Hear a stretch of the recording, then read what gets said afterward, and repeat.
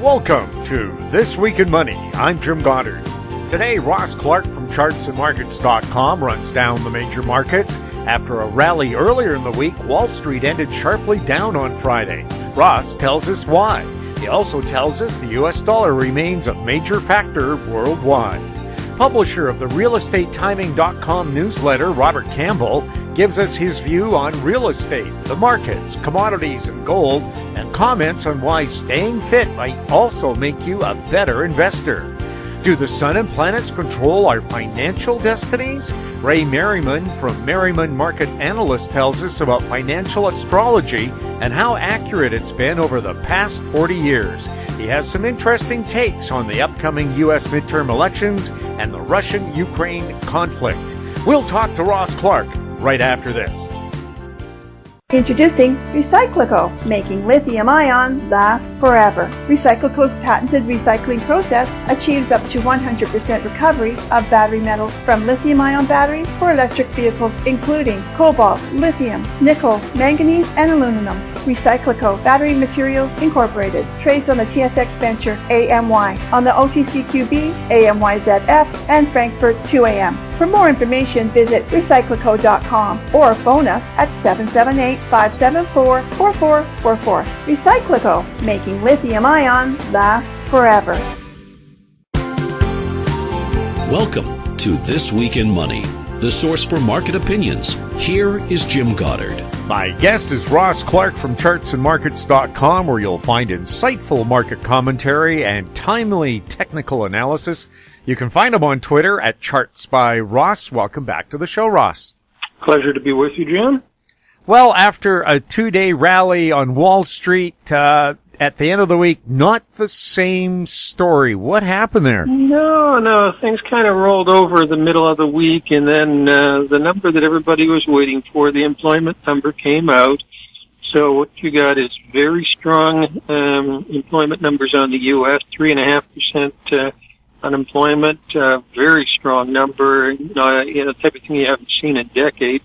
Canadian number also pretty darn good here. So when the economy is that strong, it means that the Fed is going to stay the course with keeping rates high and probably putting them higher. And the open market, as we trade in the bonds and in the notes, it bottomed out. Those rates bottomed out early in the week and rallied back towards the end of the week. We've got interest rates now back, just about 3.8% on the 10-year, 3.84 on the 30-year on bonds. So those trends definitely still in motion. They had a decent pullback, but the underlying trend is really quite dominant in here. Yeah, with this strong U.S. dollar, and that meant flight to cash for a lot of people. Dollar index had pulled back to 110 the early part of the week when the equity markets enjoyed that rally, and the dollar index closing at 112.75. So that we've been thinking that it might correct a little bit deeper on the correction, but that the uptrend would stay in motion. At this point, there's no question about that. And, you trade the trends as they are available to you. Now, I've seen some people predicting the Canadian dollar will fall to 70 cents U.S. Would you agree with that? That the U.S. dollar is just going to remain totally hot? Yeah, well, the dollar, this is all part of the post-bubble contraction that Bob and I talked about. And, we've got longer-term targets that are up in the 120 range as far as the dollar index is concerned. So if you think about that and the relationship with the Canadian dollar, the Canadian dollar under 70 is entirely possible. We're at 72.75 this at the end of the week. And, this is with just an exceptional move in the crude oil price. Crude on the week is up 16%. We're at 92, just over 92.50 to close off the week. and this is up from 76.25 just a couple of weeks ago. So, I think you can thank the OPEC Plus for being an instigator there to get things going. But in reality, the oil market was at a good support level there at 76, good targeted support, and the turn was appropriate. The stocks, if you take a look at the ETFs, the XLE and the XEG, the oil and gas stocks, nice double bottoms here over the last couple of months, and just starting to break out through the upper part of that trading range as far as those double bottoms are concerned. So that's the one area where there was some green on the page, and as we finished off the week, and looking at the oil, we've got a series of resistance levels that we can be looking at. The first ones are just here, maybe at about $1.50 above this level. But if we have the larger corrective rally, which I think is entirely possible, you could be looking at either 97 or 103 as the major resistance level. So that would be correcting up to maybe 50% of the drop from the $130 high. So we kind of keep an eye on that one. What's happening with gold? The precious metals, we ended up with gold rallying back to its 20-day, 50-day moving averages on its last rally. And that was a pretty good first target for the move.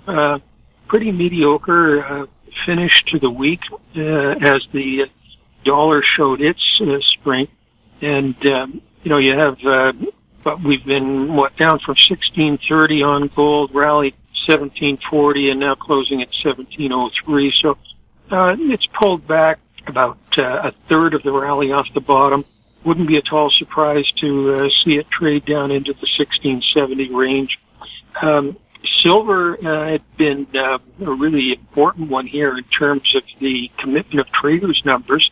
We had the commercials net long on their positions back in early September when the silver market was down around 17.5, and it's very rare that you see the commercials net long. Well, as of this week, we've seen those positions start to turn. The commercials now about 11,000 contract change in their positions. And in gold, about a 34,000 contract move.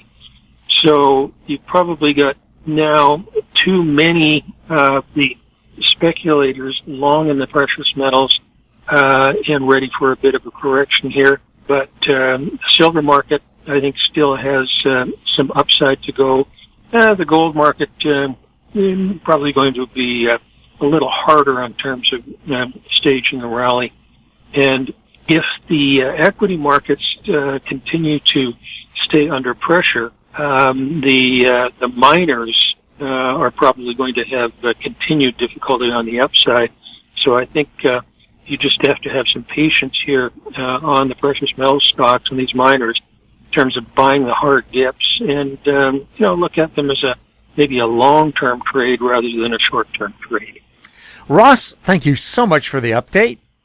Good to be with you, Jim. And have a great Canadian Thanksgiving. Looking forward to it.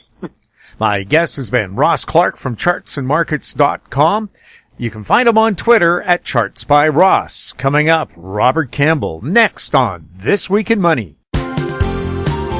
Always consult your investment professional before making any investment decision. Don't miss out. Stay informed. Receive the HowStreet.com weekly recap with thought-provoking podcasts, radio, and articles delivered to your inbox. Sign up for the HowStreet.com weekly recap on our homepage at HowStreet.com.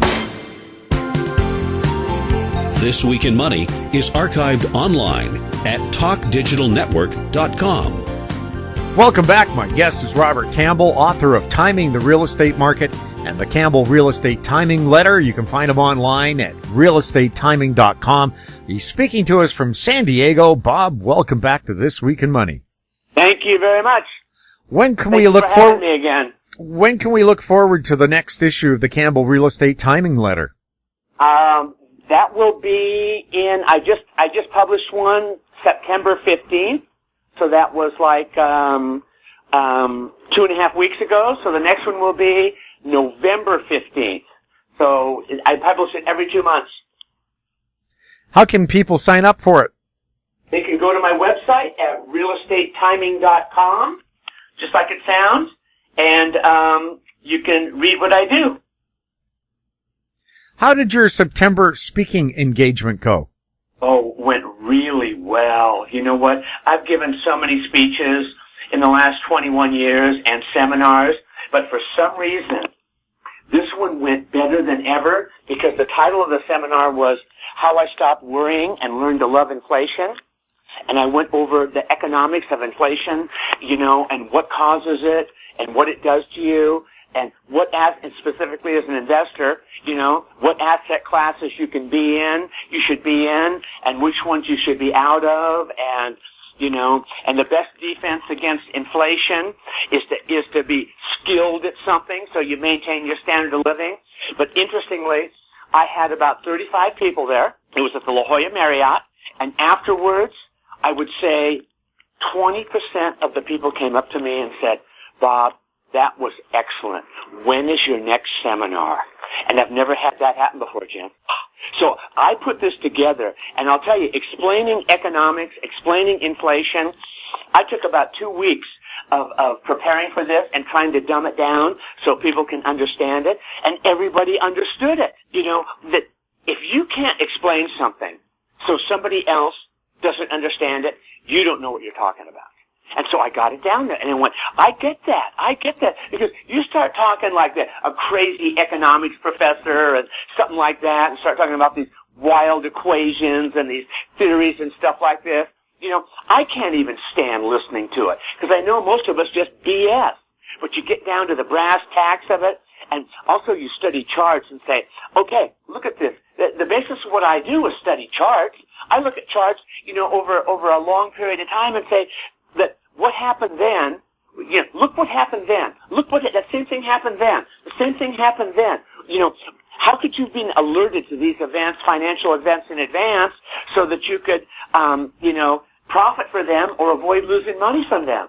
And so I looked back at the inflationary period of different countries and in the United States from 66 through 81, and what asset classes perform best, and other periods of time too. And so what the conclusions I came up with, the two best asset classes to own during inflationary times are commodities and gold. They just outperform everything, by a large degree. So I told them, buy commodities, buy gold. That's where my investment portfolio is right now. That's non-real estate. So I just have it in that.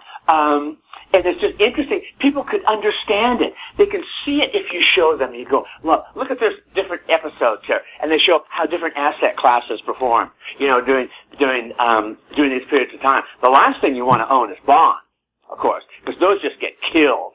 And the interest rates go up and all that stuff. And so people really, really understood it. But they went, wow, this is good. How about when's your next seminar? And I didn't have another seminar planned.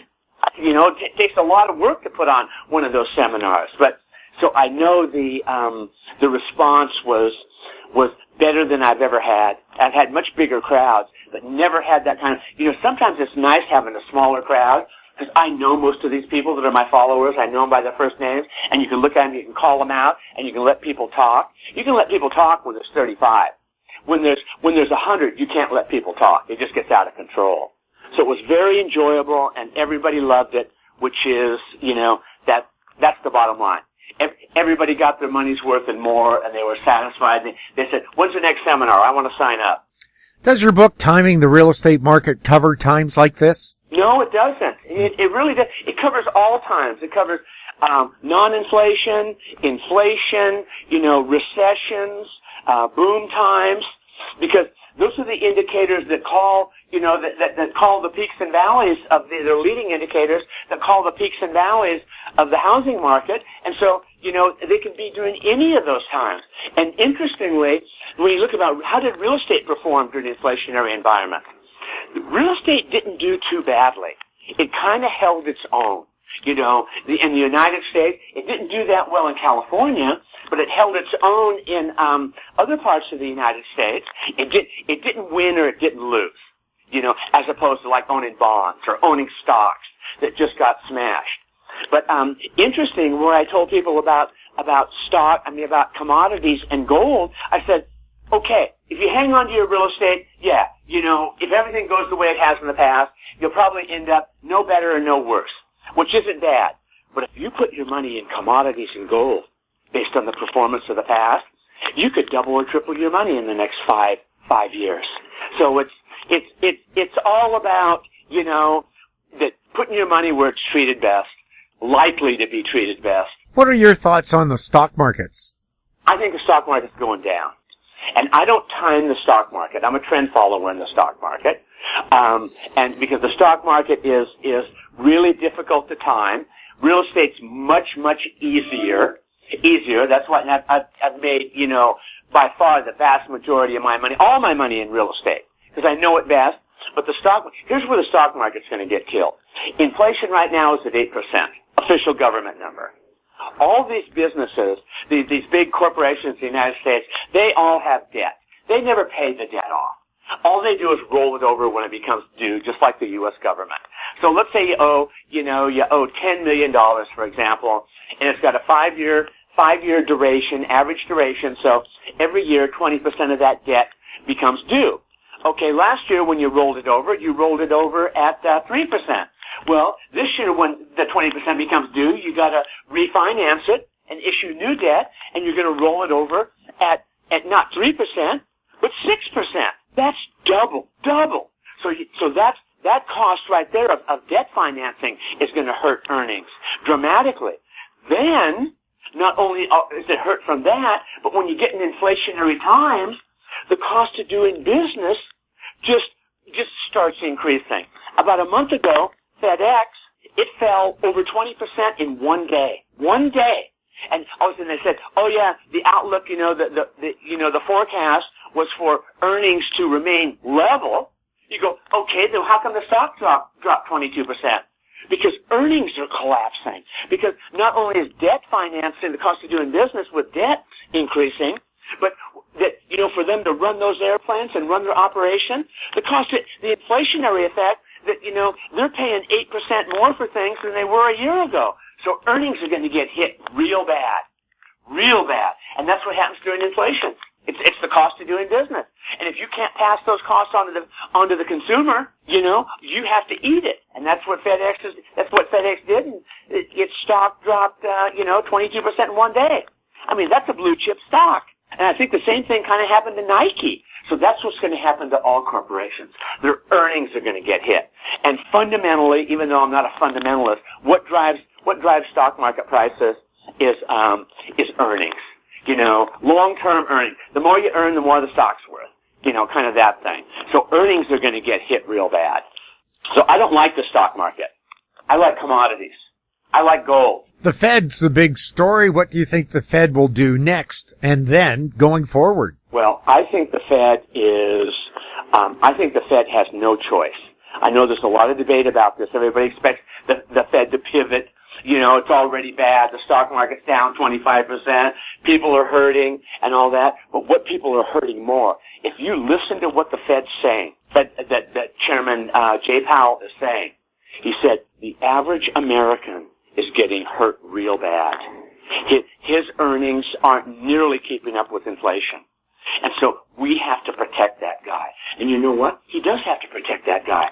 Because you know who owns stocks? Rich guys. Rich guys. Do you think they could take a pounding and still be okay? Yeah. Do you think Joe Sixpack can have his utility bill go up 30 to 40% in a year and still be okay? No. He's screwed. Food goes up 20%. He's screwed. So you gotta protect that guy. You can't protect the asset holders and go, well, we gotta keep stocks high because, at high levels because people will get hurt. Rich people own stocks. Screw the rich people. They've made enough money from this. On this kind of stuff. And they did it on the back of the Fed. So I think the Fed, I know that they got two bad choices.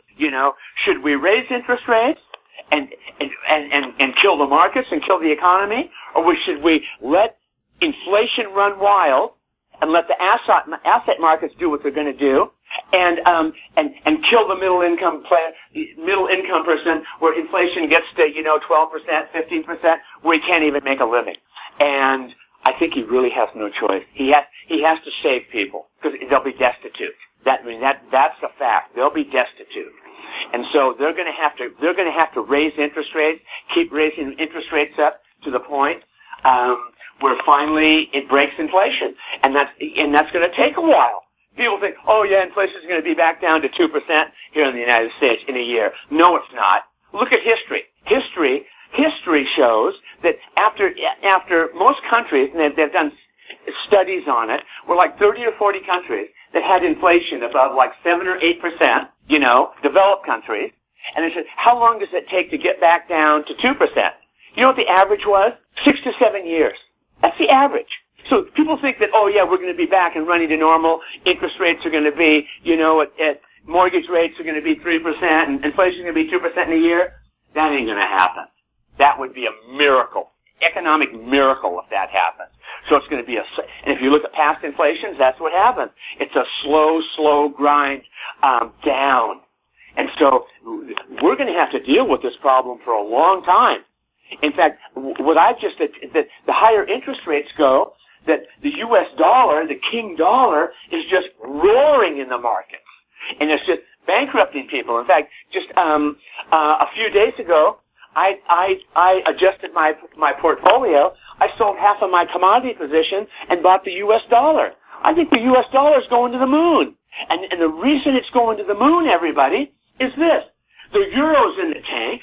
The British pound's in the tank. Their economies are in the tank. I think the euro, that they raised interest rates to 1% and inflation is 9%. That's not going to work. Same thing in Britain. So they have no choice but to raise interest rates, and their currencies are collapsing against the dollar, and the reason they're doing that is the U.S. dollar's the prettiest of the ugly sisters. And so everybody's selling euros to buy U.S. dollars. I mean, because what would you rather do? Would you rather buy like a 2-year note in euros that yields 1% with inflation at 9%, or would you rather buy, a 2-year note in the United States at like 3% or 4% when inflation is lower? I mean, even lower than that. The dollar's the better place to have your money. And so that you got to trade euros to buy dollars to buy a better yield. And so you have a real capital flight into the U.S. dollar right now because all these other currencies are in bad shape. They're so shitty. Everybody wants out. And so the dollar could roar. It could roar. So anyway, I mean, I'm just telling you, I put half my money in there, and I think about this stuff before I do it. This isn't a trade. I mean, a trade. This is what I hope is a long-term investment. I'm going to say long-term investment. I mean, 1 year, 2 years, 3 years. I could see. In fact, when you look at what happened during the early 1980s in the United States, the U.S. dollar index, I think, hit a level of 160. Right now, it's 100. It's 110. So if it's going back, if inflation's going back up to those levels, and they're going to have to raise interest rates up to those levels, money's going to keep flowing into the U.S. economy. They got to buy dollars. The dollar's just going to get stronger and stronger. And if you look at that trend, knowing that the trend's your friend, the trend is clearly up, just up. So I know it's kind of like jumping on board a moving freight train at this point in time, but still, I made the decision to do it because I think it's a good bet. I think it's a high percentage bet. How high is the national debt in the U.S. and how could rising interest rates affect it? The U.S. debt, I believe it just hit $31 trillion. $31 trillion. And what the problem for the U.S. government is the same problem that that U.S. corporations are facing. I think the average duration of the government debt is 5 years. That means every year 20% of the debt comes due. Well, the average interest rate paid on the government debt right now, I'm sure, let's just call it 3%. It's low. So now they got to roll that over. It becomes due. They have to issue new bonds, and you don't issue new bonds at 3%. You're going to have to issue new bonds at 5%. That's a big difference. So all of a sudden, now the cost of financing, of debt servicing for the United States just keeps rising and rising and rising with interest rates. And pretty soon, I think right now, that I understand where interest rates are at, servicing the national debt is close to $1 trillion a year.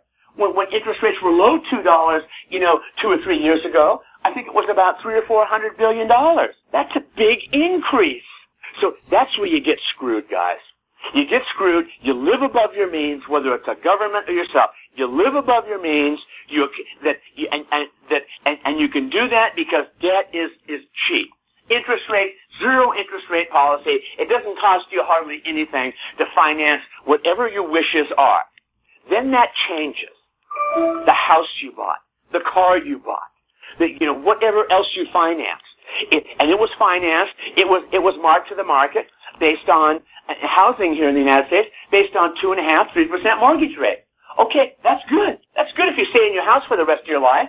However, if something changes during the next 5 years, 10 years, 20 years, and you have to sell your house for some reason, and most people only own their house for 7 years, there's a death, a divorce, you lose your job, you get a job relocation, you paid $1 million for that house on $100,000 interest because you could finance it at 2.5% mortgage rate. Yep, that works. Okay? Yeah, because the debt's so cheap. Now all of a sudden, mortgage rates here in the States, let's just call it 7%. So it's almost 3 times higher. For whatever reason, you have to sell that house. And there's a lot of reasons why. So that $1 million house is being sold. The same guy's not making any more money than he was because the economy's in the tank. He's making $100,000. But interest rates are at 7%. He can't afford a $950,000 mortgage on a $100,000 salary like you could. He can afford a $650,000 mortgage. So you just lost 30% of the value of your house just based on the movement of interest rates. And it's that simple. Nobody's going to lend to you. And so if you have to sell your house, you're going to take a big, big hit. And once a house takes a hit like that, let's say everybody on your block has a house like, I live in California, so I throw $1 million around like it's nothing, because in California throwing $1 million around for houses is nothing. That's the average price house. So let's say every house on the block's worth $1 million, and your neighbor loses his job. He bought his $1 million house with a 2.5% interest rate, or refinanced it 2.5%. Now he lost his job. His wife lost his job. He got a job transfer. Somebody died. It was a medical emergency. Whatever. Now he's got to sell his house, and the current interest rate is 7%. He just lost 30% of it. All of a sudden, that house didn't sell for $1 million on the block. Now it's sold for $700,000. Guess what the new value of homes is on my block, Jim? $700,000. That's the market. That's the market, because the prices are always set at the margin, and that's the margin. Now everybody looks and goes, holy crap, I bought my house for $1 million, and Joe just sold the same house for $700,000. I'm screwed. A lot of people might go, I need to get out of this thing. Most people that bought recently, however, that 30% decrease, now they're close to break even. Now they're close to where the mortgage is equal to the value of their house. So let's say interest rates go a little higher, and rates fall, and the value of their house falls a little more. Pretty soon you could be at the point your house is worth $700,000, and you owe $700,000. Now you're screwed. Now you're just screwed. Because you know what that does to you? It stresses you out too, Jim. When all of a sudden you get that deep in debt, and you got inflation going off at 8% or double digits, whatever it's going to. And that's why inflation is so nasty. And that's why you really, really have to be on the ball to stay ahead of inflation. And all I'm trying to do is if I can just preserve the purchasing power of my money through this inflation, not even make a profit, but not lose money due to inflation, I'll consider that to be a major victory. What could happen if the Fed reduced the bank rate? Well, what they could do is this. It would start reflating everything. All of a sudden, they reduce the bank rate. It would juice housing again. Everybody would start borrowing money, borrowing more money, increase demand, And interest rates would go down, and it would juice the economy. It would stimulate the economy at a time when inflation is roaring. That's the last thing you want to do. Because that's like pouring gasoline on a burning fire. You got to reduce demand to get inflation down, not increase it. Are there ways to deflate debt bubbles instead of having them burst? Yeah, I think they are. I mean, I don't like to be too negative because, I've been through these cycles before and people tend to be like, this is it, and this is never it.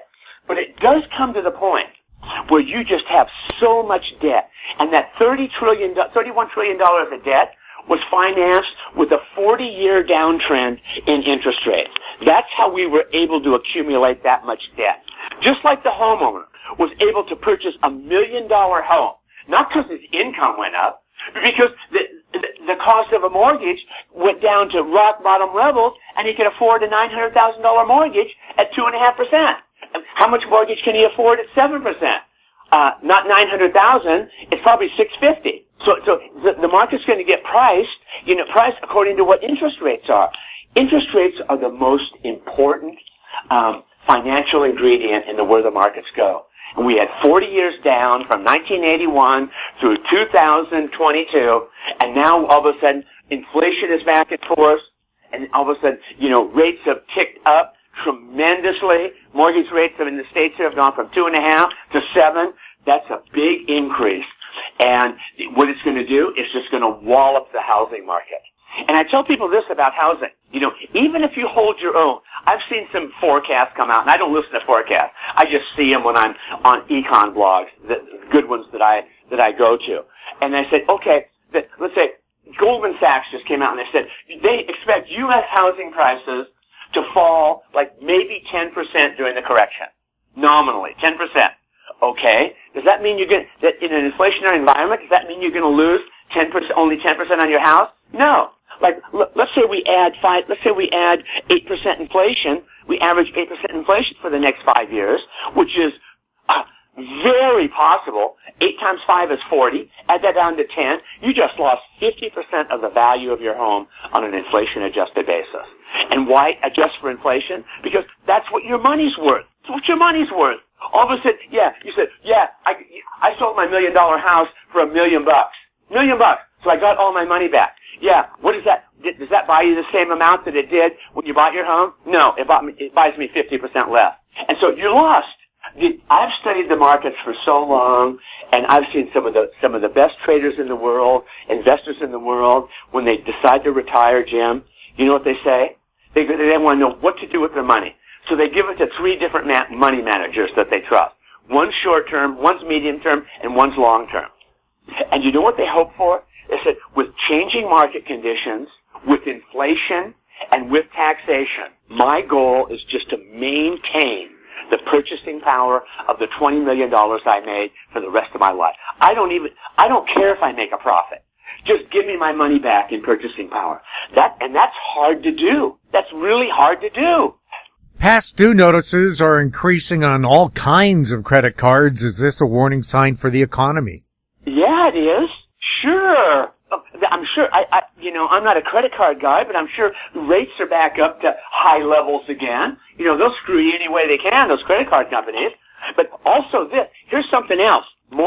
Everybody's got so much equity in their house. Mortgage equity withdrawals, where they borrow money and get cash out mortgage refis against their house to use the money for something else.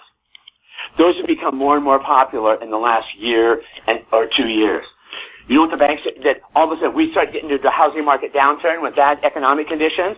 Somebody comes in with their house, unless it's just like super low loan to value. Say, I want to do a cash out refi. You know what the answer is going to be? No. They've gotten in trouble with those before. They don't want to give people cash to get out of their house. They know that could be a real problem. So those are going to get shut down or dramatically reduced. So people are not going to have the access to that equity if they need the money. Should the focus be on the U.S. dollar? Yep, it should be on the U.S. dollar, and that's where it is. Like I said, we're the prettiest of the ugly sisters, and everybody's and plus we're the world reserve currency, and everybody's thinking like, okay, is the Fed going to let inflation, go to 15%? and see the U.S. dollar collapse? And the U.S. dollar collapses? No, probably not. So they just got to, they literally have to pick their poison here. Who are they going to save? They're going to save the stock market and all the rich people that own stocks? I mean, something like 90% of the stock market is owned by the 10% of the wealthiest people in the United States. Joe Sixpack doesn't own stocks. So are they going to save those guys? Those guys don't need saving. Yeah, so their net worth falls from 20 million to 10 million. Big deal. They're not going to be out on the street eating out of garbage cans. But the average guy out here whose utility bill has just gone up 30% in 1 year, and food bill's gone up 20% in 1 year, and gasoline's gone up 20% in 1 year. He just can't. And those things you cannot do without. Those are life necessities. That guy's screwed. That guy's just, and you know what? I think the Fed knows it. The Fed knows it. And if they just let inflation run wild, you could have food riots, and we could have an Argentina situation here, right? So they can't let it happen. They have to stop inflation. And if they don't, oh my God, Katie bar the door. There's going to be social unrest. Talk about homelessness. Are there safe places for wealth? Yeah, well, that's what I think the safe places for wealth right now are commodities and gold and the U.S. dollar. You got to move my attitude about investing is this: adjust, adjust, adjust. And I got that from Charles Darwin.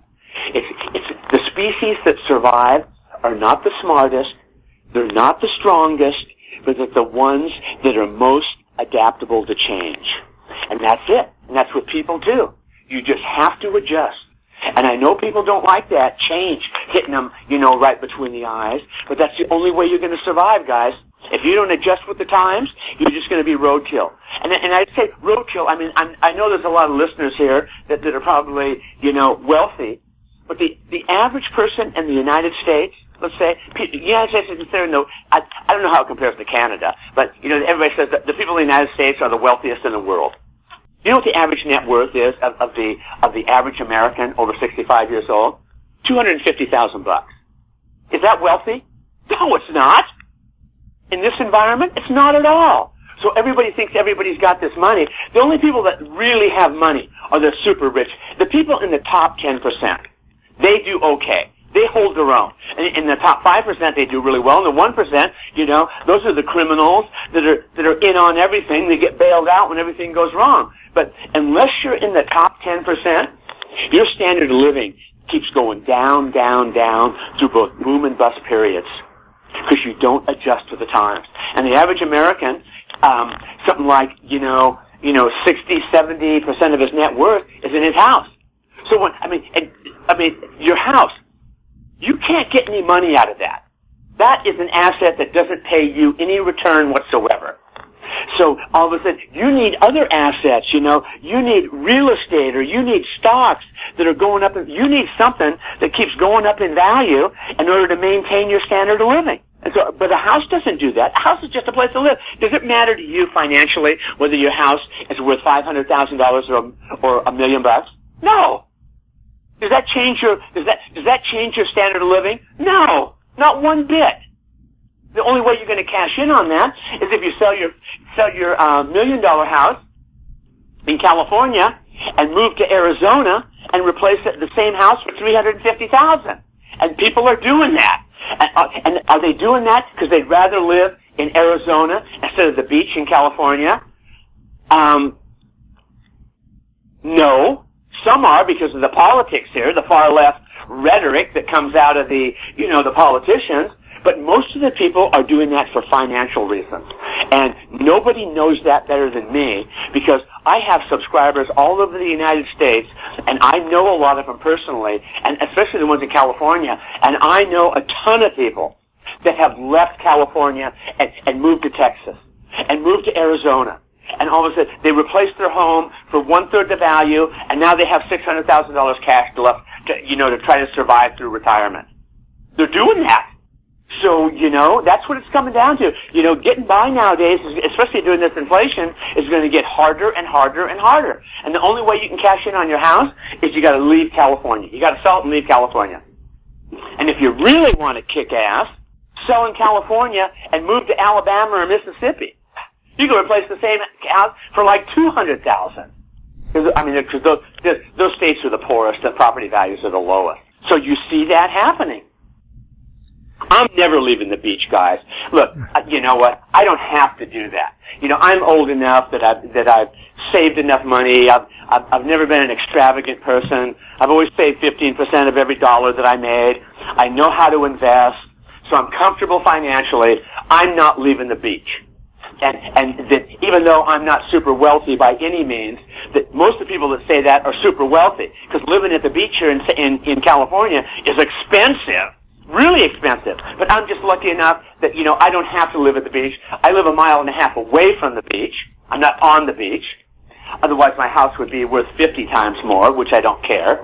But I'm just saying that after you get older and you get comfortable, you don't have a mortgage payment. All of a sudden you've got assets. And the best way to take care of inflation is be good at something, you guys. That I've been publishing my investment newsletter for 21 years. And people say, why don't you retire? Two things. One, I love it. I love what I do. And two, this is my source of continuing income. I'm not worried about anything. After you've been in business for as long as I have, my income is steady coming in. So you use that and all the savings that you've had. You had Social Security, and guess what? Now you're 75, but you're comfortable financially. I don't have to leave California, so I can stay here. I don't need to cash in everything and have an extra, $1 million in my account to live. I don't need that. So, and I like to tell everybody, the best way to survive in inflation is to be really good at what you do. Because people keep giving you money. If you're shitty at what you do, you're going to be a casualty. But if you're good at what you do, whether it's you write a good newsletter, you're a good electrician, you're a good home builder, or something like that. Really good. That those things aren't, those professions aren't going away. You'll be the first one they call. You'll always have a job, and that's key. So be good at what you do. That's your biggest insurance policy that you can have. Be good at what you do. So your business generates, or your profession generates a cash flow from you that can't be taken away. Because if you're a crappy carpenter and don't give a shit, and all of a sudden you don't care about, developing your skills, you're just a run-of-the-mill carpenter, and times get tough, you're going to get canned.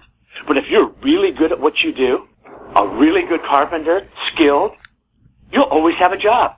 Because you're good. So that's the secret, guys. Be good at what you do. And I'm not sure you can do that working for a corporation.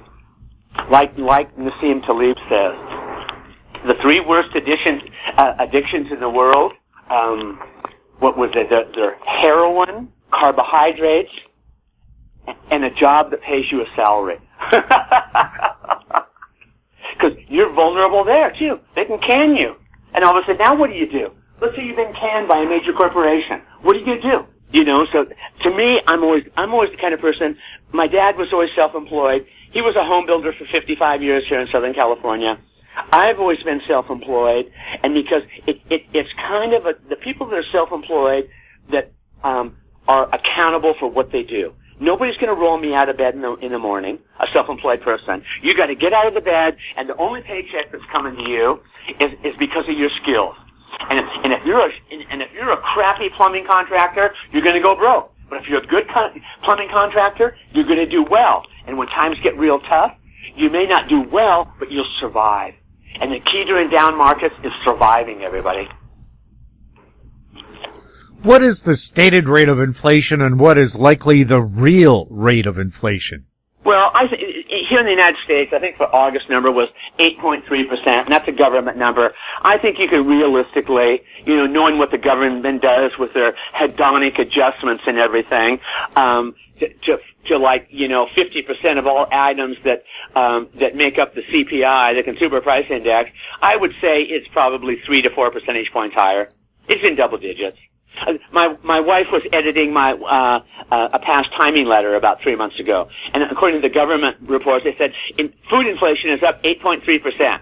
She's Italian, 100% Italian. She cooks every day. She goes to the market every day. She goes, that's total bullshit. She goes, it's at least double that. Talk to somebody that goes to the market every day. To ask them if prices are up 8%. No, they're not. They're way more than that. So it's definitely understated, guys. I think everybody knows that too. It's just we don't know for sure by how much. But I'd say 3 to 4 percentage points probably get you in the ballpark. Mortgage rates in the U.S. have gone from around 2.5% to nearly 7%. How long is the time lag for the latest mortgage rates to be reflected in home prices, and what are these new prices likely to look like? Well, I mean, that can happen almost instantaneously. Let's say, for example, that everybody on my block has bought owns $1 million home, and they all bought the $1 million home with a 2.5% mortgage. Something happens to one of them. They have to sell for all the reasons I've previously described. Now they have to sell into a mortgage market where the new buyer has to pay 7%. He's not going to pay $1 million. He's going to pay $700,000 or $650,000, and all of a sudden that house on the block, the house right next to you that you paid $1 million for last year, just sold for let's just say $700,000. That's the new price, guys. You can't go, oh, I don't have to sell my house, So I mean, but you may not have to sell your house. That you've just lost 30% of your equity. It just hasn't been realized for tax accounting purposes yet. But you just lost 30% of your money. So it can happen fast. What percentage of people own their homes free and clear? In the United States, I think it's about a third. But that even then, let's say a third of all homeowners own their property free and clear. And most of those people are older. They're older. They're baby boomers. They're people like me. Now, these people, are closer to the grave than anybody. So as these people die off, and the kids get the house, mom and dad's house, and they go, well, mom and dad's house, it was worth $1 million a year ago. Yeah, so let's put it on the market. At 2.5% interest rate, it's worth $1 million. They put it on the market, and it's only worth $700,000. You know what's worth? The house is worth $700,000. That's what it's going to sell for. And so all these boomers that are dying, and the boomers have all the money. They're the ones. Who owns that? Who's a big part of that? The 1/3 of all homeowners that own their home free and clear. It's baby boomers, older people. They've paid off their mortgages, and now they're just sitting there free and clear. Waiting for the angels to come and take them to heaven. Death rates are increasing significantly above the normal rate. Could this affect home prices? Yep, absolutely. And we don't know why, but you're seeing this, and it's these. I don't want to get into vaccinations and unvaccinated, but older people, the death rate has gone up double or triple in the last year. Insurance companies that insure deaths are getting in trouble. I think they're going to have to get bailed out because, and under normal situations, that you look at statistics, and let's say a life insurance company has 1 million people insured. They can tell you within about 10 people, over time, let's say 100, how many people are going to die in any 1 year. Because you have a big sample size, the statistics going back, and it's fairly easy to forecast. All of a sudden, the death rate doubles or triples. That's money you have to pay out, and that you don't have in reserves. I don't know how these guys are going to do it. I think they're going to end up for all I know, that they're getting bailed out right now behind the curtains by the Federal Reserve Board. And you'd never hear about that, Jim. You would never hear about that. Does that stuff happen? Of course it happens. Are they going to advertise it? No. They'll just print money and bail them out. They can't let the insurance companies go. They can't let the banks go. They can't these are all too big to fail, right? Or at least that's the attitude. And so, everybody's going to be in trouble. Because the death rate is way up. People like myself.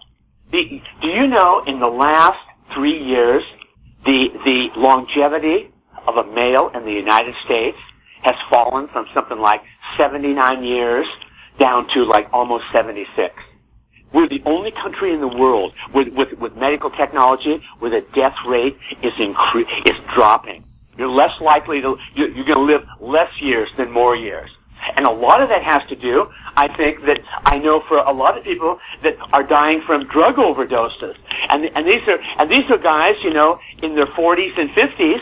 They're getting addicted to drugs because they're having a hard time, you know, taking care of their family.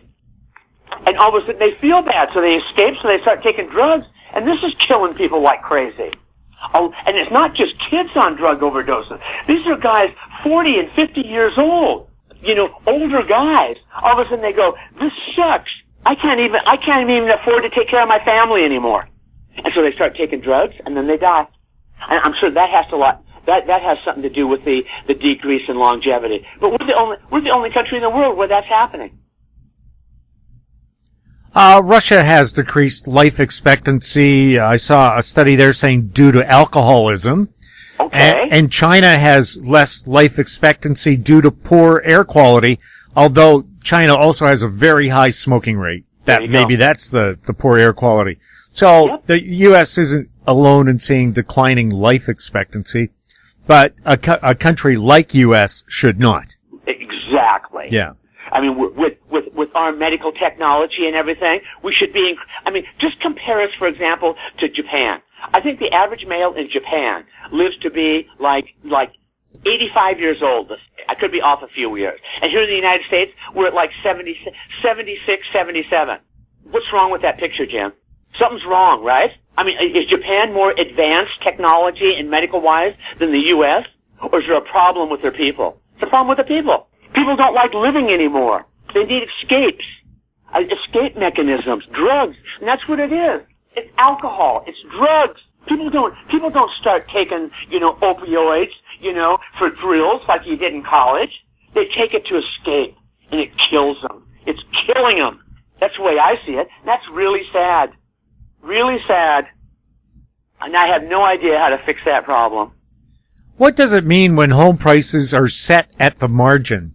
What that means is this, and I've kind of explained this so far, that, okay, everybody on my block has a house that's worth $1 million, right? We're all enjoying it. Yeah, worth $1 million. That's what Joe sold his house, you know, 6 months ago, and the new buyer came in at $1 million. We're all worth $1 million, assuming we have the same home. Now, all of a sudden, my next door neighbor runs into a financial problem, loses his job, gets sick, someone dies or whatever, and he has to sell his home at 7% interest rate. So he's not going to sell it at $1 million. He's going to sell it at $700,000. That's the price, what they call set at the margin. And it's the same in stocks.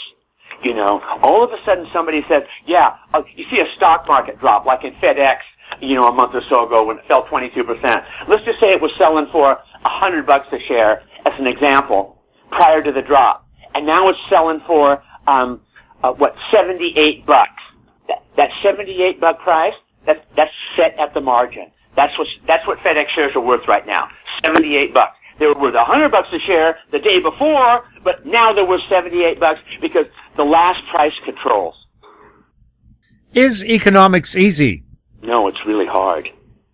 It's really hard. I have an economics degree from UCLA, and I've stayed with it. But the only thing that has value that they teach you in college, and they don't even mention this, is the law of supply and demand. Everything else they teach you, all this stuff is either theory, opinion, or just pure BS. And because it's a social science, it takes a long time to understand it, particularly the fact that there's so many moving parts. When you start having to explain how inflation works and how the dollar moves up and down with interest rates and with inflation, you better really know what you're talking about because you'll confuse yourself. And it took me 30 years to figure it out, Jim. So it's really a difficult subject. And, you know, and so that they don't even teach that stuff in in school. You have to go out in the real world and learn it on your own. What do schools teach in economics? Crap that you'll never use. Crap that you'll never use. I can't even remember the classes I had to. The only class I had to take in my econ class, I think, was I had to take statistics. My best subject was always math, but I would never want to be a mathematician. I don't know what you do as a math major. So teach college, and I'm not going to do that. So, but the statistics, because I tell people that if you don't understand numbers, if you don't understand how to come up with probabilities, you're going to make a decision on something. If you can't use your brain to come up with probabilities, whether that decision is going to be a good one or a bad one, you're going to have a real hard time in life. Real hard time.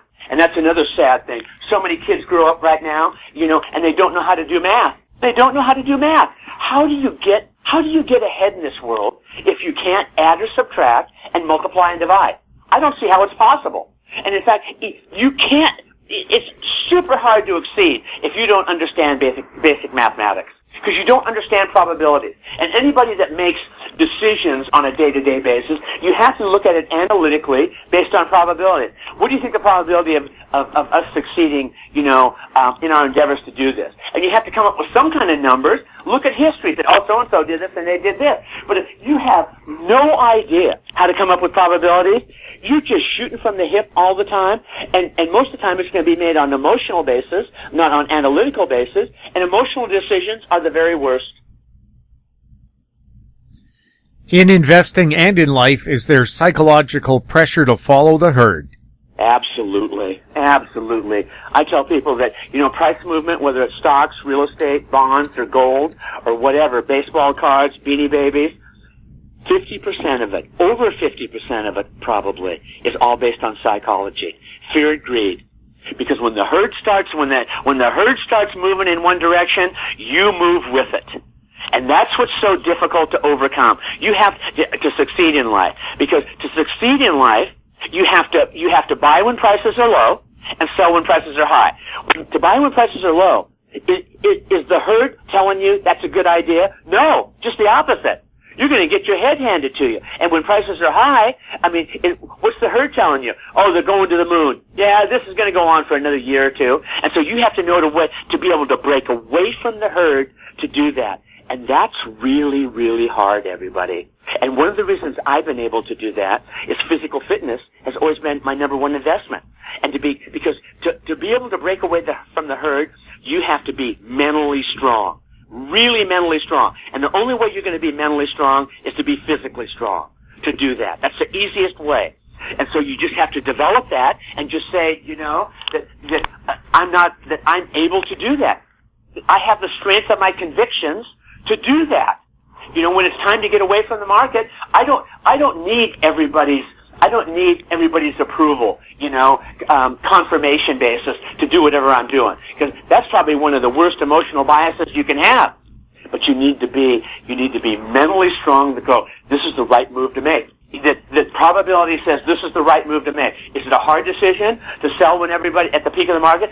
Very hard. It's just as hard to buy at the bottom of the market because fear is running rampant. So the two emotions are fear and greed, and that's what rules the market. And very rarely are they at equilibrium. Only one of them is ruling. Like in the last 10 years, greed has ruled the real estate market. Buy, buy, buy, buy, buy. And when we get into this downturn that is starting right now, it's going to be fear, fear, fear, fear, fear. And so you got to know, you just have to use some metrics. Like in my book, I identify 5 different indicators that are leading indicators to major trend changes in housing markets that follow those indicators and then be mentally strong enough to withstand herd pressure and do the opposite. That's the way you get ahead in life, guys. On fitness, how important is it to maintain muscle when you're older? Oh, it's absolutely critical. I think I mentioned I'm 75 years old. I just hired a new trainer. And to keep muscle on, guys, you got to keep muscle on your body. And the only way to keep muscle on your body is you got to lift weights. And most of the time you got to keep, I'm not talking about little dinky weights. You don't have to, it's not like a muscle builder, but you got to lift weights to keep your muscles strong, your shoulder muscle strong, your leg muscle strong, because that's what keeps you healthy and that's what keeps you young. That's what keeps your attitude young. You know you're in good shape, you feel good. You just feel good. You're physically strong. But the muscle, I have friends my age, and they go, they may not be fat, they may not be overweight, but if they don't lift weights, they're just doing yoga or something, they're scrawny. They're scrawny. So what you want to be is you want to get older and maintain that muscle in your shoulders, in your chest, in your legs, in your back. Because who has muscle? Old people or young people? Young people.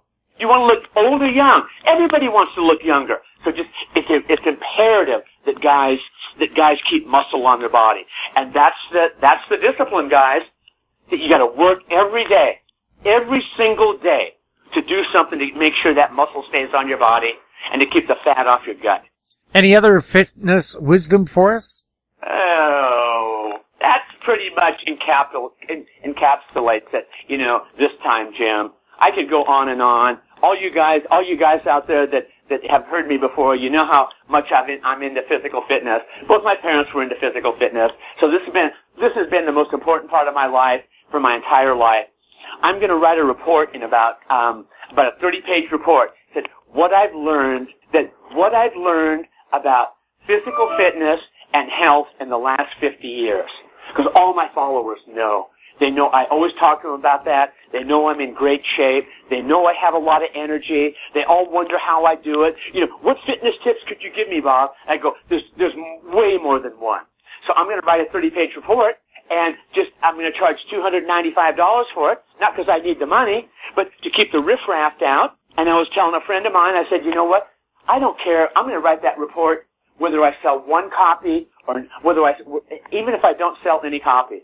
And he looked at me, because most of my stuff, it's for men like over 60, over 55. He goes, Bob, you're going to sell a lot of those things. Because if you walk the walk, guys, you can talk the talk, And I'm not afraid to tell you, I'm in great, great physical shape. I'm strong. I'm a strong 75-year-old guy. I train with a 21-year-old kid. And he goes, Mr. Campbell, he goes, you're strong. And I go, I know I am. I said, I lift heavy weights. He goes, I can tell. Because we just started out like a couple months ago, and he gave me these light weights. I said, we need to have more weight. And he watches me and he goes, you're strong. So you have to have strong muscles.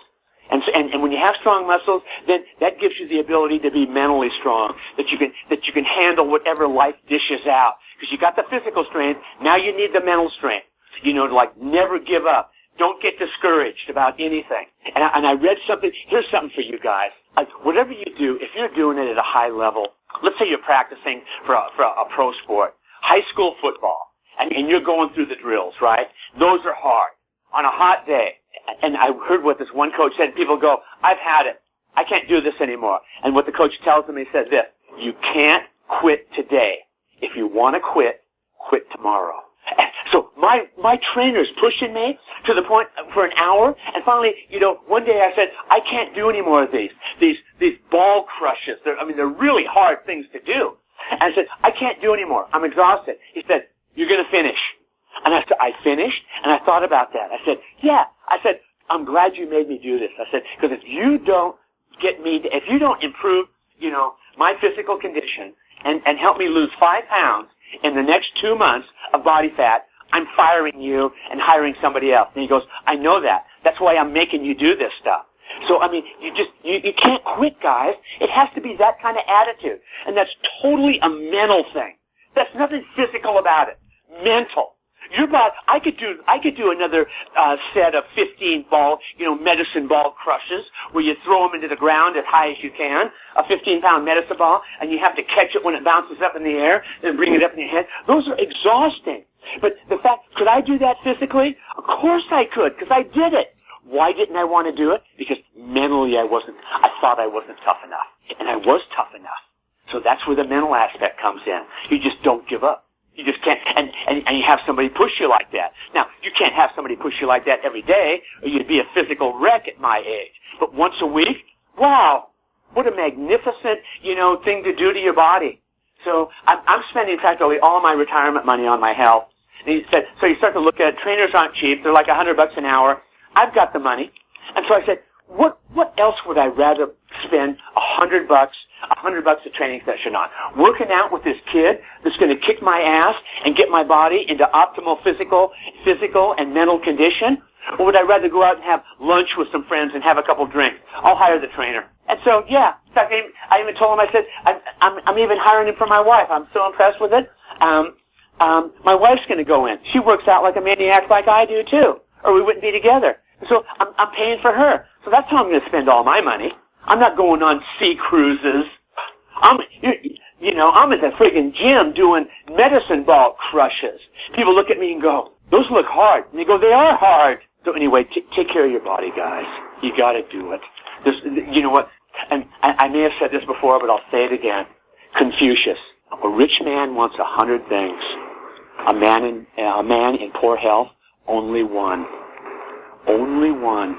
And so you just got to keep that in mind. That there's not a day that I wake up in the morning that my activity, the first thought on my mind is what I'm going to do to stay physically and mentally fit. That's it. It's not like, boy, maybe I'm going to work 10 hours a day here and make more money. No, it's physical fitness. I'm going to go run. I'm going to do sprints. I'm going to go to the gym, lift weights. I'm going to work out with my trainer.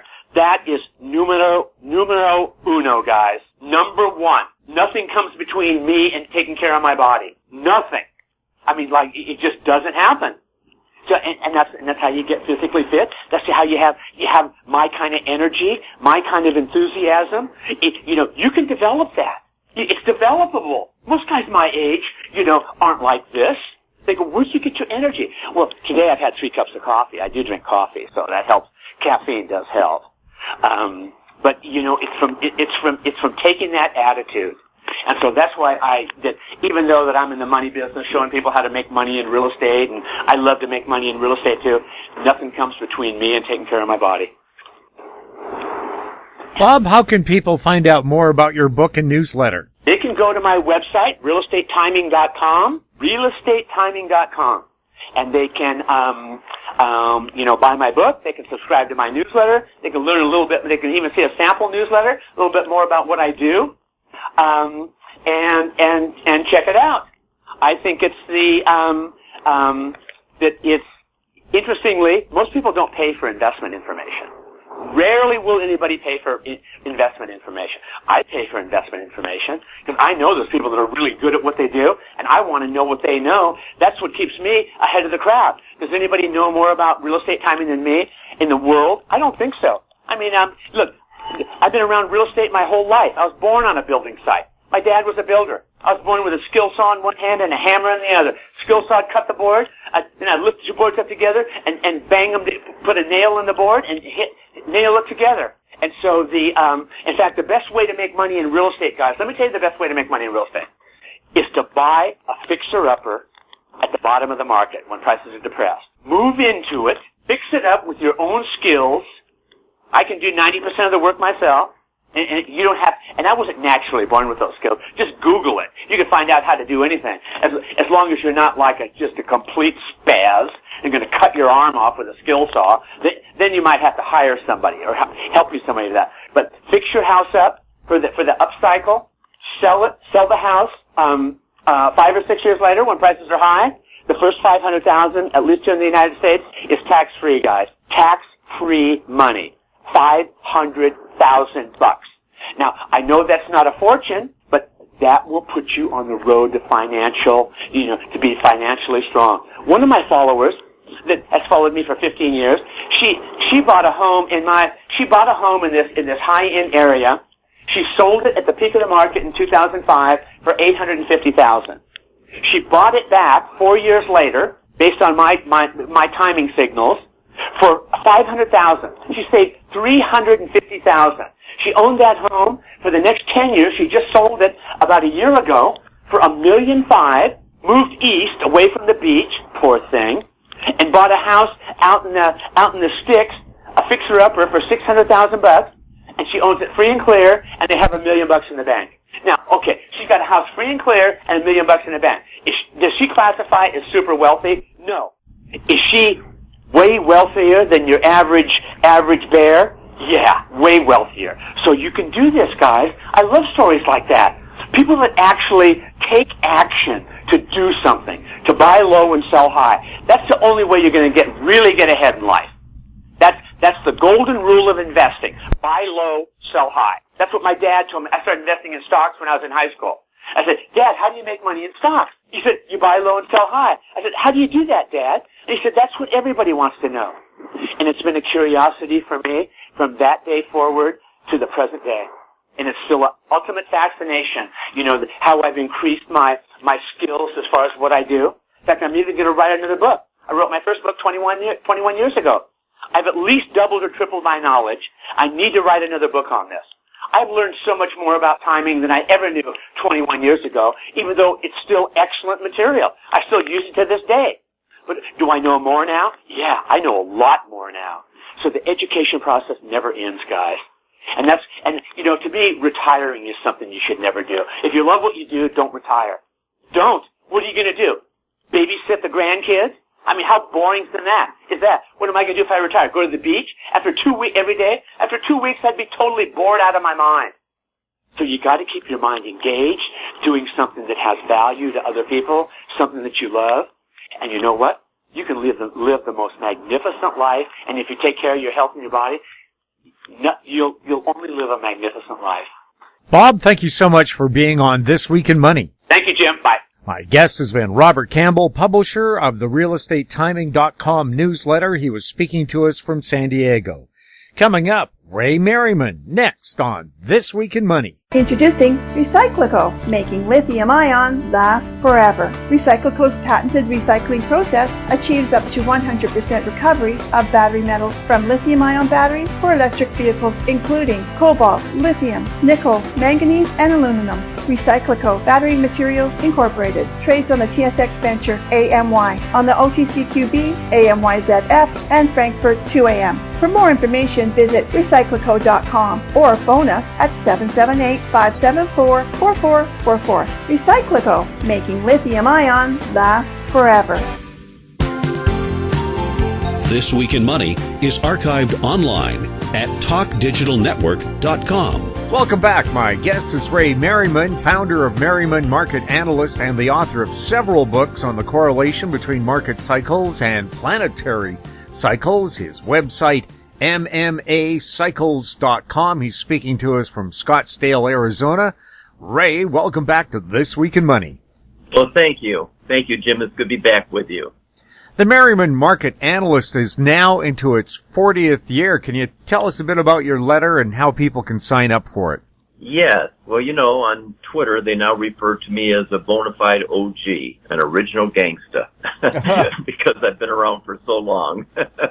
So, yeah, I started the letter in 1982. That's a monthly report. It now has morphed into we have weekly reports and daily reports for daily traders. And all of our reports involve market timing using cycles, geocosmic studies, within the context of trend analysis. We try to stay with the trend at what is known as the primary cycle level. And I also use chart pattern recognition studies because cycles behave in certain patterns. Techno-analysis, because when we get to a time band when a cycle bottom or top is due, we want to see an oversold condition on our oscillators. And we also use price objective calculations. They're specific the ones we use. And if we get into those price target zones in the time band we're looking for a reversal, then we're going to issue a buy or sell signal. And the major markets that we're tracking, Jim, are stock indices, gold, silver, currencies, treasury, Bitcoin, Ethereum, and crude oil. When I say stock indices, I mean the Dow, the NASDAQ, the S&P. Then we also cover the DAX and the SMI in Switzerland and Germany. We cover the Shanghai Composite in China. We cover the Nikkei in Japan. So that's a summary of what we do. How are things at the Merriman Market Analyst Academy? Well, it's actually the Merriman Market Timing Academy, MMTA. We just finished our second 2-year program with 45 students who spent 2 years with us. That's actually 24 weekends every Saturday for 24 weeks a year over a 2-year period. They also have to do research studies. They have to pass tests. They have to pass the final exam. And 16 of them completed all the research studies, all the exams, and all the requirements we have for graduation. So we have an excellent group of new market timers coming onto the scene from all over the world. They're from France, Germany, UK, Australia, India, Spain, Switzerland, of course, the United States and Canada. So I'm really proud of them. Our third 2-year program of MMTA is scheduled to start March 18, 2023. And we'll be announcing that just as soon as our forecast writing for this year is over, which will be early December. Every year I write the annual forecast book. So once again, the MMTA, the Academy, will be limited to 45 students for the 2-year program. It will probably be the last 2-year MMTA courses that I will be personally involved in monitoring. I'm going to be turning that over to our MMTA director, Gianni Capoci, who will offer the program after that with other top graduates. So this will be the last 2-year program that I'm probably going to be, involved in every single week. And I'm really looking forward to it, because it's an exciting experience for me as it is for the students. So thank you for asking. Can financial astrology see what's ahead for inflation and interest rates? And should we call it financial astrology or something else? You can call it financial astrology or geocosmic studies. Actually what we're doing is market timing, and astrology is one of the tools that help in market timing along with cycles and Gann. I don't use Gann, but I respect Gann and his work. But we do use astrology, which I think is certainly the most amazing and precise and consistently accurate tool for picking reversals in the market. But those reversals don't mean a lot if you don't understand where you are in the cycle. If you're having the astrology, the geocosmic studies say we're getting reversal, and you're in the middle of the cycle, it's not as important as when you're at the end of a cycle. That's much bigger. So astrology doesn't differentiate that, just as you're going to get turning points at these points, but you just need to know where you are in the cycle. So as far as the correlation to inflation and interest rates, the correlations in those fields are a bit sketchy and wide, but I think we may see greater control over interest rates and inflation, less surprises, to start taking effect sometime between March and July of 2023.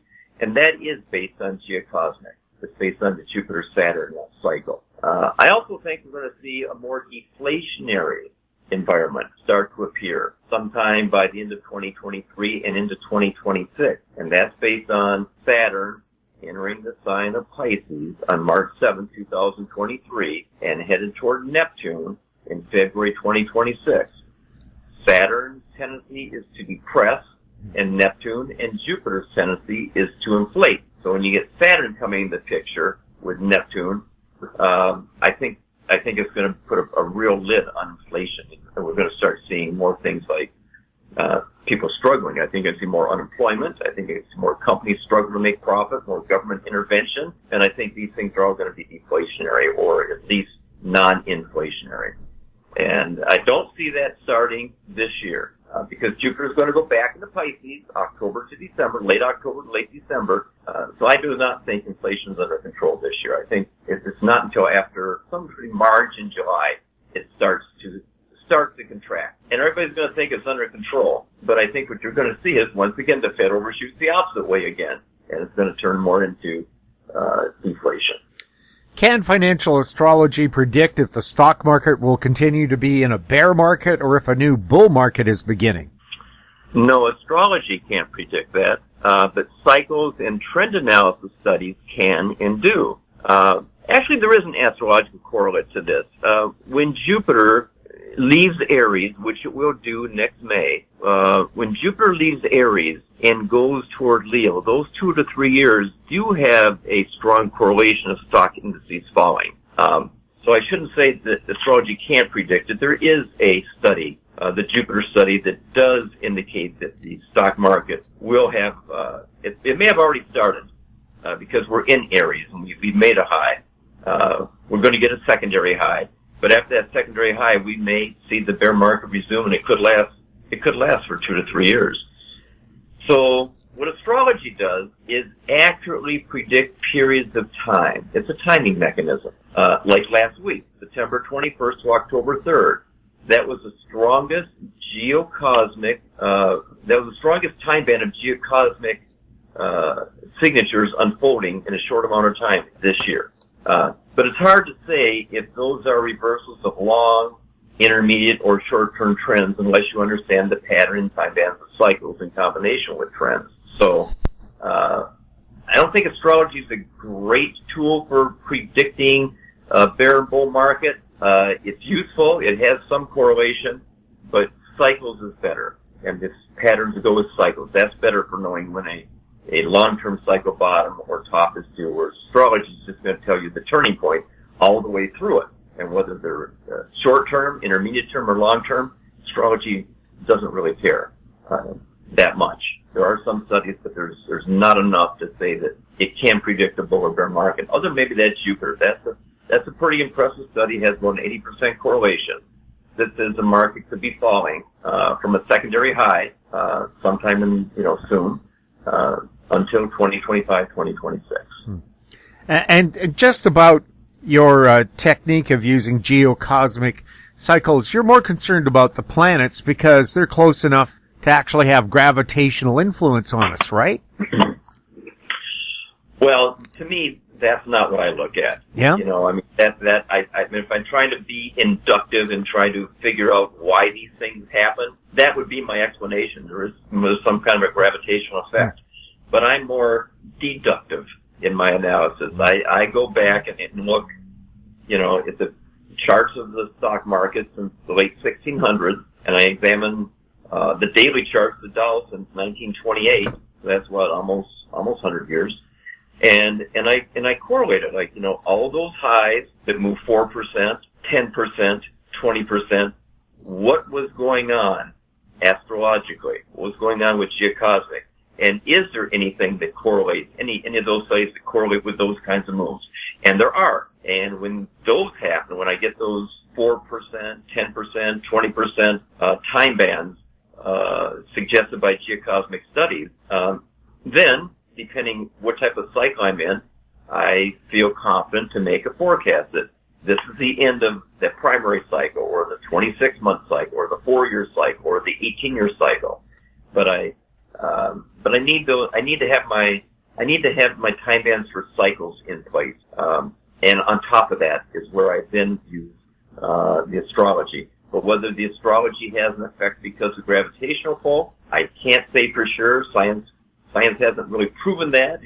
It makes sense. It's logical. But I can show you that there are correlations, and those correlations give me probabilities to work with. Are some sectors of the stock market looking better than others? Yeah. For instance, Jupiter going back into Pisces, I mean, that looks good for energy again. Crude oil. I also think, and other financial astrologers or market timers using astrology may differ from me on what I'm going to say next. But I think Saturn going into Pisces, March of 2023 through early 2026, and Pisces ruling the healthcare sector, and Saturn being depression, I think that's going to be good for the healthcare sector. I think first of all, I think Saturn and Pisces indicates that there's a continuation of a health crisis. I don't think we're fully over the COVID or the pandemic. I don't think we're safe yet. I don't think our immune systems have recovered as a global community. I think we're still under the weather, if you will. And I think we're going to continue under the weather for another 3 years. And that means that people are going to become increasingly concerned about their health, about health care, about their diet, about their nutrition, and even about their medicine. So I kind of think those companies that deal in these areas of healthcare are going to do extremely well because of the great demand. The one thing that concerns me, though, is that Saturn is also government intervention. And so maybe there is more demand for more products and greater sales, but the government may put on price controls, and that can severely limit or thwart the profitability of these companies. That's the biggest impediment that I see to profitability and gains in the healthcare field or even pharmaceutical field is government intervention. It's not that I'm opposed to it with the high prices of pharmaceuticals, but if you ask me where the demand is going to be in the next couple of years, it's going to be in energy and it's going to be in healthcare. That's how I see it. Does astrology see any surprises in store for the financial markets this month? Well, not as big as we went through between January and September. I don't think it's as big as that. But the last 10 days of this month of October do look dicey for many markets like stocks. I mean, that's when we're going to have planets changing signs. We're leaving the sign of Libra with the Sun, Mercury, Venus. We're going to go into Scorpio. Mars is going to turn retrograde. Saturn is going to turn retrograde. So we've come out of a period, Jim, from September 10th to October 2nd, where 6 planets are what we say were in retrograde direction. That means as you look at them in the Earth, they're going backwards through the sky, not forward. That's a lot when you only consider there's 8 planets, not counting the Earth. And 6 of them, of those 8 were retrograde. That doesn't happen very often. I mean, yeah, it happened last year, the year before, but before that it didn't happen for a few years. So it's unusual to see 6 or more. Even 5 or more planets is unusual. The more normal is, 2 to 4 planets are retrograde at any one time. So we've had 6 retrograde planets from September 10th to October 2nd. The market was almost straight down all that time. And as soon as that ended, the market started going up. Now when Mars goes retrograde October 30th, within a week of that, we're going to have 5. So we're going to, again, have this uncertainty feeling, this uncomfortable feeling that things aren't stable.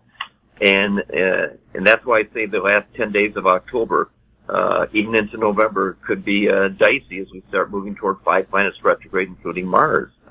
So I don't think it's an October surprise. The surprise is what we went through September 2nd to September 30th. We had the September surprise.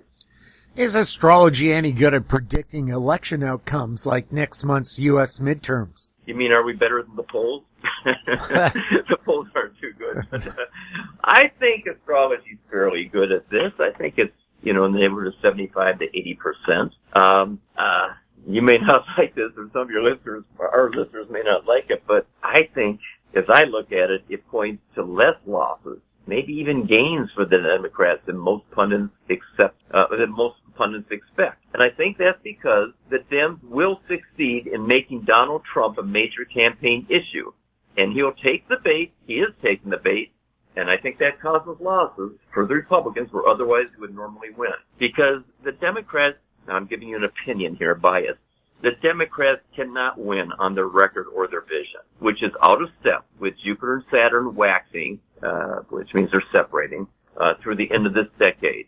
And that indicates what is needed to succeed politically and to be supported by the public politically is a policy of moderation and balanced financial oversight. And unfortunately, I do not see the Democrats of the executive branch, the Senate, or the House of Representatives acting as if they have any kind of a clue on the handle of the nation's treasury, as evidenced by their blowout spending, which has contributed mightily to the inflation surge. And instead of increasing production of goods to counteract the supply chain disruptions, they instead were focused on increasing consumer demand, which is exactly the opposite of what is needed to bring down inflation. Again, this is an opinion, but I think it's an opinion shared by many people who study economics and things like inflation. So the result, as I see it, the astrology, is that this behavior of the leadership we have now is bringing us ever closer to a debt crisis. Unfortunately, though, that's on the minds of many people, but I don't know that that's going to counteract the Trump effect, which is going to drive people away from people that Trump has supported. And I think that cost Republicans seats because he, of course, is supporting many Republicans, which is, I think there's a good number of Republicans who could be of service to this country. But if they're associated with Trump, I hate to say it, but it's not a winning combination for them, I don't think, in this election cycle. What are the planets predicting for gold? Well, the planets aren't predicting one way or the other, but the cycles in some key fundamental reports suggest that gold may be in the beginning stages of a sharp 2 to 5 month rally back to 1875 to 1950, maybe even 2000. But I don't think gold is going to get to new highs. I still believe the lows of the 7.83 and 23.5 year cycles are pointed down into 2023 and 2025, and that gold will still reach $1,200, give or take $200 at that time. Then it looks good. Now, there is a couple periods that actually are favorable for gold, based on astrology, in 2023. I don't have them right at my fingertips, but sometime there is something in the, toward the end of 2023 that, the last quarter, about a year from now, if gold can get down to that price range at that point, then I think it becomes an excellent investment for the next, 2040, give or take a couple years. So that would be 15, 20 years. I think that gold could do very, very well. So I think this is a great buying opportunity coming up, with this low in 2023, 25, and it might be as early as late 2023. What are you seeing ahead for currencies, the U.S. dollar, and Bitcoin? Well, the presidential election cycle says the dollar rally can continue into January 2025, give or take 6 months. That's still another 2 years to go.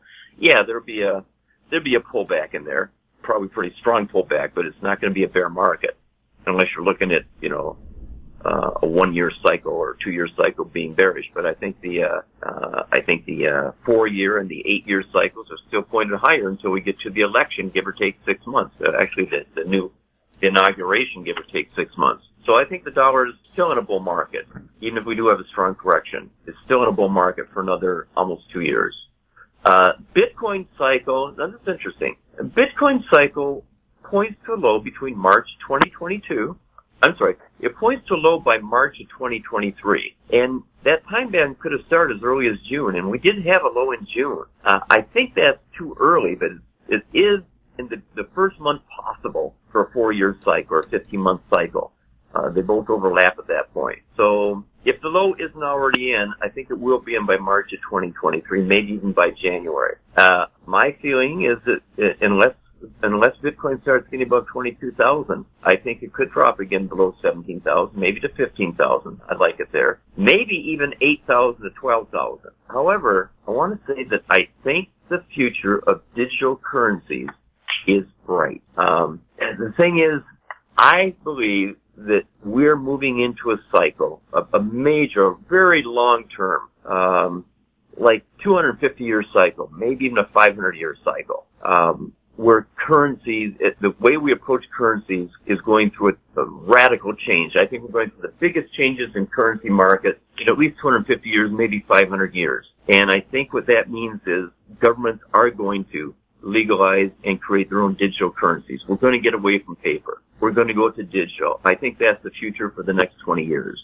So I'm not sure what effect that's going to have on Bitcoin, if they're going to, utilize Bitcoin or make it illegal. But the concept of digital currencies, I think, is the future. I'm pretty convinced of that now, where I wasn't 6 months ago. Now I am. If they do put in digital currency across the planet, will people still try to get around that government system and invent their own kind of currency, a people's currency? That's a really good question. I'm basing this on Pluto going into Aquarius. Pluto is debt, which means it's also currency. Currency is basically a form of debt. It's credit and debt, but the saving of it is credit, but the spending of it is debt. And Pluto going into Aquarius indicates a revolution in debt. So will people still try to get around government? Yeah, I think there's going to be an effort to do it. Whether they succeed or not, that's a good question. Aquarius is the people. Capricorn, which we're coming out of, is the government. We're leaving the government and moving more toward power to the people. We're moving away from central governments more toward communal governments, if you will. And so that could support the idea of people trying to still establish their own forms of currencies without banks or central banks, without government. Whether they succeed or not, I have to think about that more. I don't know. Is astrology predicting any potentially important upcoming events? Well, again, I hate to say this too, but I think the possibility of a nuclear attack and strike by Putin is very real. I also think he will lose this war, and he'll be out of power within the next 3 years, maybe sooner. And this is related to the Saturn-Neptune 36-year cycle. Now, every 36 years, Saturn and Neptune come together. They were there in 2026. They're going to be there in 2026. They were there in 1989, and that's when the Soviet Empire collapsed. The Soviet Union collapsed and became just Russia, no more communist Russia at that point. Before that, it happened in 1952 and 53, and that's when Joseph Stalin died, and his reign went from 1924 to 1953. So that was a huge change of the government. We entered the Cold War then. Before that, it was 1917, and that was when Lenin and the Bolsheviks took over the government, and the Tsar ceased to exist. Before that, it was, I think, Tsar Alexander in early 1880s was assassinated.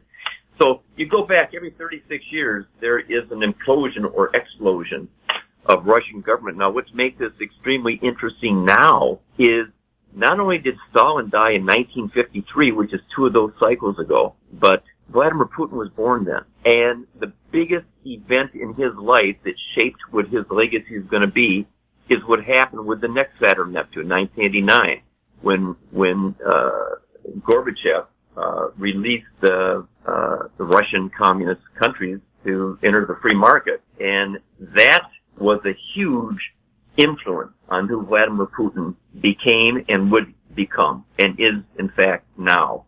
That is the venom, the hatred, if you will, the resentment that he had toward Gorbachev and the West over that event was the biggest event in his life, which shaped who he is and what his legacy is. And the third time it's going to pass is going to be 2026. So within a year or two of that, it's going to be another huge event in his life and Russia's unfolding history. So the other thing you might want to note is that Saturn and Neptune by themselves have many themes, and one of the themes of Saturn and Neptune is paranoia. We're going to enter and it's going to increase a very paranoid time. When you get world leaders who are paranoid and have created a whole system of organization in their mind based upon their interpretation of events and the resentment of those events, it locks them into a certain personality order or disorder, and you can't dislodge that. And what's interesting is, to me, he's born with that, and not everybody born with that is going to manifest that way. But he's born with that, and the biggest event in his life which changed his destiny occurred when that happened. And the next time it happens is going to change his destiny too, I believe. But the other thing that's interesting is Xi Jinping was also born at that time. So if you get two people who have what you would call a paranoid signature, and one of them, if not both, but if one of them exhibits an extreme of that paranoid behavior, which is based on mistrust, you wonder how long they're going to stay together, how long they're going to support one another. Something's going to come up here in the next 3 years where I think, unless they're both paranoid, I think there's going to be a split between those two leaders. And I think when that happens, the world may become safer. Some people think that if either one of them lose their power, the world will become more dangerous. I only half believe that. But this is something I share with you and our listeners, what I'm looking at astrologically and what will be one of the themes of the forecast book coming out, and that's my view on it. What are the strongest looking markets according to financial astrology for the rest of the year? I think crude oil. I think crude oil is the strongest for the rest of the year. Maybe gold too. But I don't think gold is going to last more than 2 to 5 months. Whereas crude oil, I think it's going to continue going up. Generally speaking, it's going to be in a bull market until we get to 2026. So even though I may not believe in the future of fossil fuels, and I believe more in the future of alternative fuels transforming our reliance upon energy sources, I think that's still a good three years away before you start seeing that transition. And somewhere around that point, 3 to 5 years from now, I think is maybe when crude oil tops off. But for the next 3 to 5 years, I think it looks good. You look beyond that, and I think artificial intelligence, electric vehicles, which is already picking up steam again. But I think if you can have a 3 to 7 year horizon, I think artificial intelligence and electric vehicles have a very bright future ahead. Ray, again, how can people find out more about Merriman Market Analyst? Well, they can go to MMAcycles.com. That's www.MMAcycles.com. That's our website. We have free weekly reports that we post there every Friday night. If you want to be on a distribution list and have those reports sent to you, you can, give us your email address at that site, and we'll make sure you get on our list to receive that as soon as they're written every Friday evening. Ray, thank you so much for being on This Week in Money. You're welcome, Jim. Pleasure to be with you. My guest has been Ray Merriman, publisher of Merriman Market Analyst on MMAcycles.com. He was speaking to us from Scottsdale, Arizona. And that wraps up our show for this week. We'd like to thank our guests, Ross Clark, Robert Campbell, and Ray Merriman. And thank you for listening. If you have any questions for the show or our guests, you can send them to info@howstreet.com. I'm Jim Goddard. We'll be back next week with more This Week in Money. Comments made on This Week in Money are an expression of opinion only and should not be construed in any manner whatsoever as recommendations to buy or sell any financial instrument at any time. Archived online at talkdigitalnetwork.com. This Week in Money is a production of Howe Street Media Incorporated. Executive producer is Tom Allen.